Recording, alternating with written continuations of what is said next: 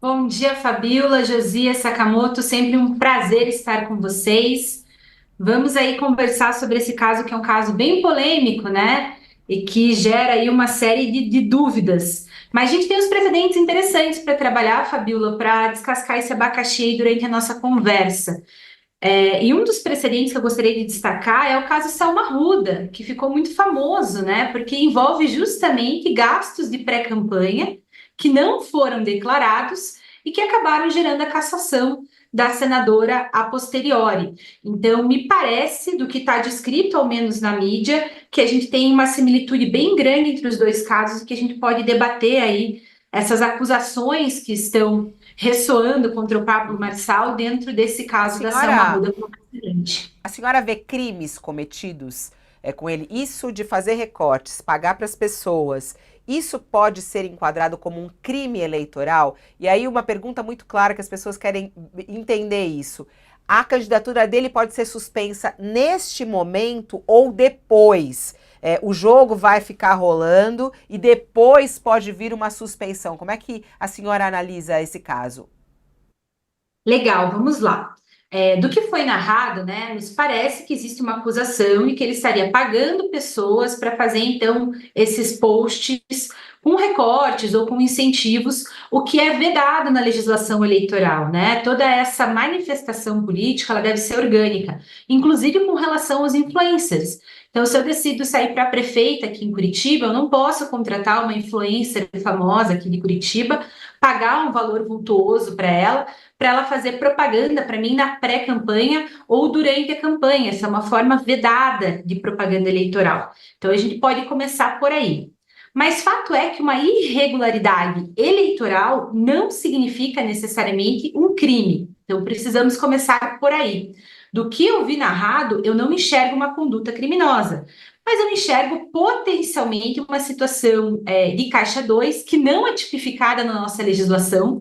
Então, a gente não tem a conduta criminal do Caixa 2, o que a gente tem é a aplicação subsidiária do crime de fraude nos casos de Caixa 2, e é muito difícil, Fabiola, a gente fazer prova desse crime de fraude, porque a gente precisa demonstrar o dolo, a fraude tem características muito específicas, então é difícil a gente ver pessoas condenadas aí nesse crime de fraude, e muitas vezes esse crime ele vem justamente na ausência de inserção desses gastos, né, na prestação de contas eleitoral.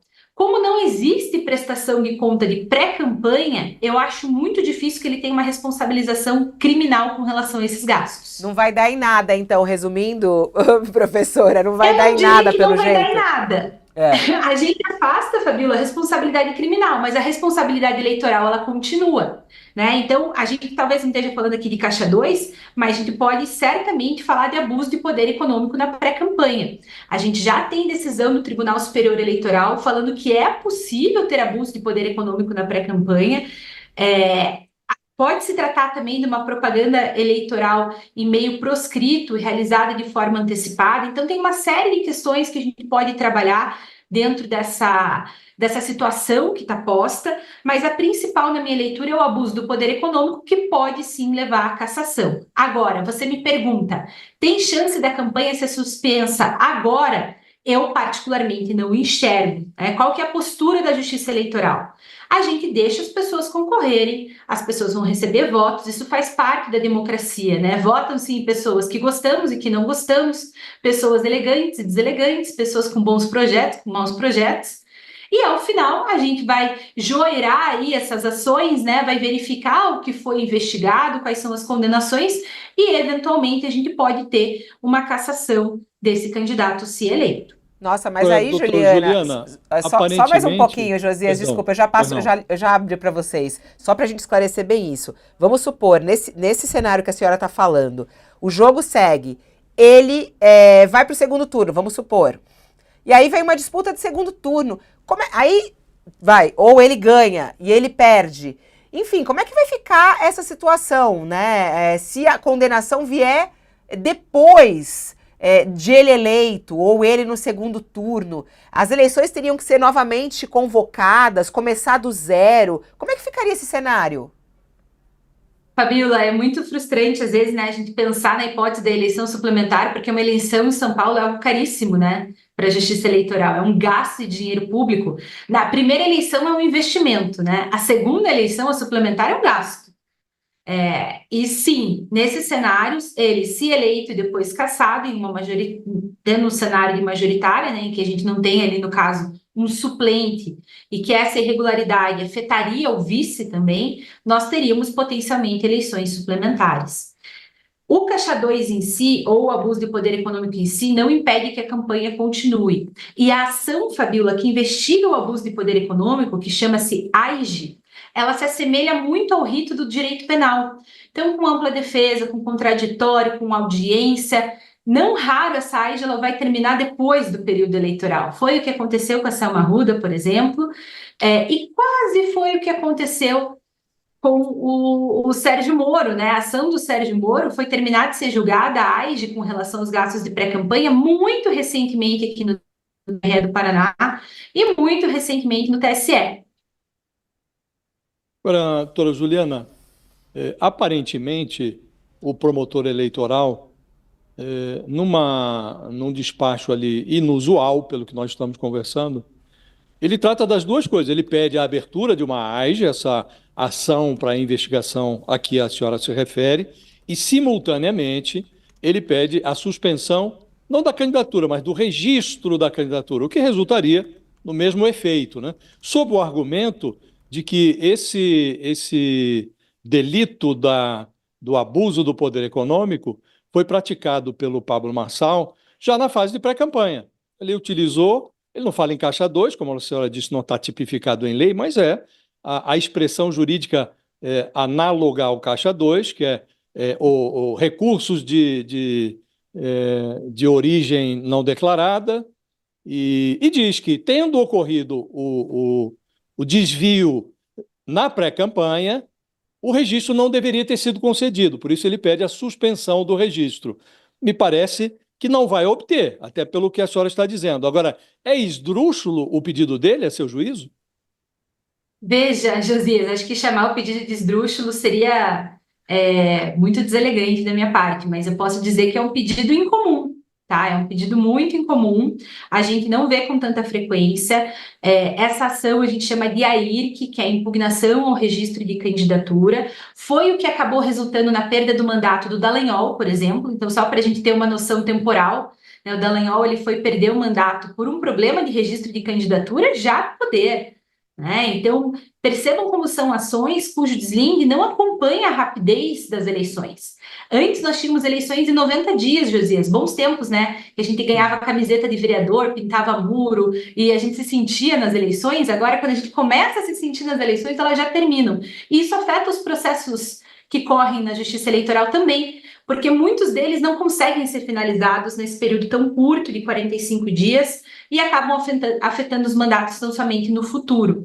Né? No caso específico do Dallagnol, que a gente estava falando do Maírc em um candidato de proporcional, a gente recalcula as cadeiras, redistribui e a vida segue. Mas uma AIRC que resulte aí no indeferimento de registro de candidatura de um candidato eleito na majoritária, certamente vai desembocar também em novas eleições. Então, nós estamos diante de uma situação que provavelmente não vai ter uma solução imediata. Juliana, a gente estava falando até dessa sopa de letrinhas, né, da Justiça Eleitoral, da AIGE, que é a Ação de Investigação Judicial Eleitoral, né? Só para o pessoal ter uma ideia do que a gente está falando, a AIGE, você pode movê-la antes da data de diplomação do candidato, quando a Justiça Eleitoral ela diz, ó, você ganhou, você está apto a assumir, né? Depois dessa data de diplomação, o instrumento seria, no caso, uma IME, né? Uma ação de impugnação de mandato eleitoral. A AIGE, ela tem possibilidade de tramitar mais rapidamente por conta dessa temporalidade, né, desse ponto que foi movida antes, ou não faz diferença nenhuma se, por exemplo, tentar impugnar a candidatura do Marçal antes de uma eventual diplomação, caso ele ganhe, ou depois? Faz diferença sim, Sakamoto, e não tanto por conta do rito em si, né? Ambos ritos são ritos que tentam preservar a ampla defesa, o contraditório, e que são ritos de uma complexidade maior. Representações eleitorais, por exemplo, perdão, às vezes correm em uma semana com trânsito em julgado, né? Tanto a AIGE quanto a AIME, elas vão demorar um pouco mais. Mas durante o período eleitoral, a gente tem os regramentos das resoluções que vão fazer com que essas ações andem mais rápido. Então, a gente conta final de semana, por exemplo, como dia do prazo, o prazo pode cair no sábado, o prazo pode cair no domingo, isso faz com que as ações corram de forma mais expedita. Então, a AIGE tende a correr de uma maneira mais rápida do que a AIME, né, a ação de investigação judicial eleitoral, do que a ação de impugnação de mandato eletivo, por uma questão muito relacionada aí, realmente, à temporalidade das eleições, que faz com que as ações corram de forma mais expedita. Ana, é só para deixar claro, eu no começo aqui a senhora explicou bem o caso do Pablo Marçal, mas as pessoas ainda estão com dúvida, né? Porque a senhora falou que não vê um crime eleitoral, mas vê um abuso de poder. Não acredita que a Justiça Eleitoral possa interromper a campanha neste momento, suspender, mas que isso pode acontecer no pós, né? A senhora vê o caso dele como um caso realmente da candidatura dele ser impugnada, só de uma maneira bem clara isso, pelo tudo que a senhora falou, há realmente instrumentos para que, mesmo que eleito, ele possa ser cassado? A resposta seguramente é sim, Fabiola. Há instrumentos, né? É claro, eu não tive acesso, por exemplo, ao conjunto probatório para saber o que nós temos de robustez com relação a essa ação, e nós podemos então fazer uma análise meritória, né? Uma análise das provas para eu poder falar, nossa, tá tudo muito na cara, certamente algo vai dar errado aí. Mas a gente tem instrumentos, sem sombra de dúvida, e as acusações que recaem sobre ele certamente podem ser comportadas dentro desses instrumentos, né? Então, dentro da IRC está se questionando aí a regularidade da inscrição do registro de candidatura dele. Dentro da AIGE vão estar questionando aí a questão de uma potencial conduta que configure abuso de poder econômico, que é muito grave, e dentro da AIME pode-se questionar novamente essa questão do abuso do poder econômico. Então, nós temos sim instrumentos, e a narrativa, ao menos a narrativa que veio para a mídia, ela é muito contundente em se encaixar no abuso de poder econômico. Agora, nessa conturbação que caracteriza a campanha em São Paulo, há esse aspecto sobre o qual falamos aqui, uso de dinheiro não declarado para fazer campanha antes da hora, antes do permitido em lei, e há também algo que o Pablo Marçal está fazendo, ele calunia o adversário. Para citar o Guilherme Boulos, diz que é um aspirador de pó, diz que é viciado em cocaína. A Justiça Eleitoral concedeu 3 direitos de resposta. Ele ignora, mantém as postagens no ar, reitera a acusação, ainda ontem dizia que o Boulos é aspirador de pó num debate promovido pela revista Veja. Como conter esse tipo de delito? Aqui também não é crime, é só uma irregularidade. E por que o uso de dinheiro não declarado não é crime, é irregularidade? Vamos lá, Josias, vamos por partes, né? Então, vamos continuar falando do dinheiro, que eu acho que facilita. Com relação ao dinheiro, por que a gente está falando de uma irregularidade e não de um crime? Porque a gente está falando de dinheiro gasto na pré-campanha. Na pré-campanha não há obrigatoriedade de declarar. O que foi gasto na pré-campanha e não foi declarado está dentro da normalidade. A gente não tem, como eu posso dizer, uma normativa que obrigue a declaração na pré-campanha. Foi exatamente. Mas só para abrir um parênteses, nós estamos reconhecendo aqui, a senhora própria, que constatada o gasto indevido, lá na frente ele pode até perder o mandato. Então, isso não será crime mais adiante? Não será considerado crime? Existe uma diferença essencial aqui, Josias, entre o ilícito criminal e o ilícito eleitoral, né? Muito bem, muito bem. É um crime eleitoral, não é sujeito um crime. a uma... É um ilícito, né? É um ilícito mais de natureza civil do que de natureza criminal. Então, existe a responsabilidade dentro do direito eleitoral. Então, a minha dúvida, só para não confundir o nosso espectador, né? Está fora da lei, né? Então, é um ilícito. Porque uma irregularidade parece que não é ilegal, parece que é uma coisa menor, não é menor, é ilícito. Apenas não sujeita a pessoa a uma pena criminal, vamos dizer assim, né? Perfeitamente, Josias. Eu evito, às vezes, usar a palavra ilícito, acabo usando irregularidade. Quando a gente fala ilícito, as pessoas pensam em direito penal. E a gente tem ilícito civil, a gente tem ilícito eleitoral, né? A gente tem condutas ilícitas que estão fora do direito penal. Então, a ausência de declaração na pré-campanha, ela não vai gerar um ilícito penal, provavelmente, né? A não ser que a gente tenha uma lavagem de dinheiro, alguma coisa, um buraco mais embaixo que a gente desconhece. Mas a mera não declaração não vai levar ao reconhecimento do ilícito criminal, pode levar ao reconhecimento de um ilícito eleitoral bastante grave a ponto de levar à cassação. Juliana, Diferente é a situação das ofensas, Josias, porque no caso das ofensas, a gente tem um crime eleitoral específico, sim, que é o 326 do Código Eleitoral, que fala da injúria eleitoral, que é quando há essa troca de ofensas com intuito eleitoreiro, mentiroso, calunioso em face de um outro candidato. Então, aí a gente tem um ilícito criminal, de crime eleitoral mesmo, que é efetivamente o artigo 326, e nós temos também o ilícito eleitoral que vai gerar o direito de resposta, que é o que possibilita que o Boulos venha a público e fale, não, ele está dizendo inverdade sobre mim, então ele ocupa o espaço ali para fazer a sua defesa e é aplicado muitas vezes multa, né? E qual que é o grande dilema aqui, Josias? Qual que é o mecanismo principal do direito eleitoral para coibir ações? É multa. E quando a campanha tem muito dinheiro, eles não perguntam se pode ou se não pode. Eles perguntam quanto custa. E às O vezes vale crime a pena compensa, pagar. né? Em outras palavras, o crime compensa, né? O ilícito eleitoral compensa, o crime jamais. Juliana, dentro do que você começou até sua fala falando do caso da juíza Selma Arruda, que foi eleita senadora e depois foi cassada pelo TSE, né, que ela foi exatamente acusada de abuso de poder econômico, Caixa 2, né, durante as eleições de 2018. E dentre as acusações, né, ela teve, antes do início da campanha oficial, ou seja, na pré-campanha dela, ela recebeu um empréstimo, né, do suplente dela, no valor de 1,5 milhão, e aí ela pagou marketing, comunicação, tudo isso mais, e isso não foi, não entrou, não tinha sido declarado, né? E dá para fazer uma analogia entre a cassação da juíza Selma Arruda e a situação atual do Pablo Marçal?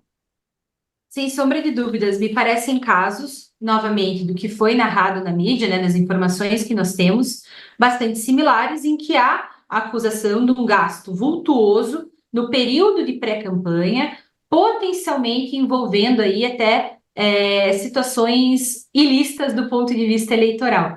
Né? Então, a gente tem aí certamente um paralelo que pode ser realizado. Agora, durante a AIGE, a gente vai investigar, né, e vai verificar se de fato esses investimentos ocorreram, em que valor eles ocorreram, se há, por exemplo, alguma situação até de conduta vedada. Então, por exemplo, se uma pessoa jurídica replicou esses conteúdos gratuitamente em páginas, a gente está diante de uma potencial doação de pessoa jurídica na pré-campanha. Então, é uma série de questões que precisam ser analisadas para que nós possamos entender a potencial gravidade dessa situação. É isso. Olha, doutora Juliana, eu queria agradecer imensamente sua participação aqui. Esse caso do Pablo Marçal tem ganhado muita repercussão, né? Porque ele parece um candidato sem controle. E aí algumas pessoas falam, é porque a imprensa não tem que dar espaço. Aí outros falam, não, é a justiça que tem que dar conta dele. Né? Eu até queria terminar a nossa conversa um pouco disso, né? Como conter um candidato absolutamente fora do esquema, como se diz, né? E que não respeita as regras do jogo, né? Quem dá conta de um candidato como esse? Tem que ser realmente a justiça? Ai, Fabíola, eu queria ter resposta para essa pergunta, né? Esse problema é um problema muito mais profundo. Eu acho que essa resposta o Sakamoto daria com muito mais qualidade do que eu, porque é uma resposta muito mais calcada na questão do tecido da estrutura social, que reflete no jurídico, que reflete em outros espaços da sociedade, né? Ele está sem controle, na verdade, porque ele é validado por um grupo significativo de pessoas que endossam esse comportamento, que o idolatram por esse comportamento, né? Que é um comportamento muitas vezes antidemocrático. E aqui eu me coloco numa posição muito delicada, me posicionando efetivamente desta forma, né? Não estou atuando em São Paulo, então me sinto um pouco mais confortável. Então, me parece que o problema é anterior. A justiça, ela pisa em ovos nesse controle, porque realmente o embate democrático ele é para ser livre. E esses limites, eles são limites que são colocados ali no ilícito mesmo, né? Quando você ultrapassa esse espaço do debate desagradável e entra no debate ilegal, né? Mas boa parte do nosso incômodo, ele não vem só do ilegal, ele vem do imoral, ele vem de outros espaços. E isso eu acredito que seja uma resposta para quem estuda as ciências sociais mais do que para quem estuda efetivamente o direito. O direito é muito limitado em realizar esse controle, né? Doutora Juliana, muito obrigada pela sua participação. Ela que está no finalzinho da sua gestação, inclusive. Fico muito honrada de a senhora poder atender a gente. Eu sei quanto esse momento é extremamente, né, transformador na nossa vida como mulher e mesmo assim atenta a tudo e respondendo aqui ao nosso convite. Muito obrigada, boa sorte aí. Eu que agradeço, Fabiola. Estou gestando aí uma menininha, 4 majoritárias e um doutorado, né? Então, acho que a gestação da menininha é a mais fácil de É isso. todas. Eu tenho Ela não me dá nossa, trabalho nenhum. eu fico assim, Muito cheia obrigada. de admiração, né? Porque vocês machos não têm ideia do que é isso, entendeu? De a gente tá Não gerando mesmo. uma criança, é duro, e você tá com a cabeça, porque você só pensa naquilo, né? E ela tá aí, refletindo, estudando, analisando mestrado. Então, ó, um beijão pra você, doutora Juliana, boa sorte e até a próxima. Outro beijo, Fabiola. Sempre um prazer. Um abraço em todos vocês e bom trabalho. Muito É obrigado. isso. 11 horas.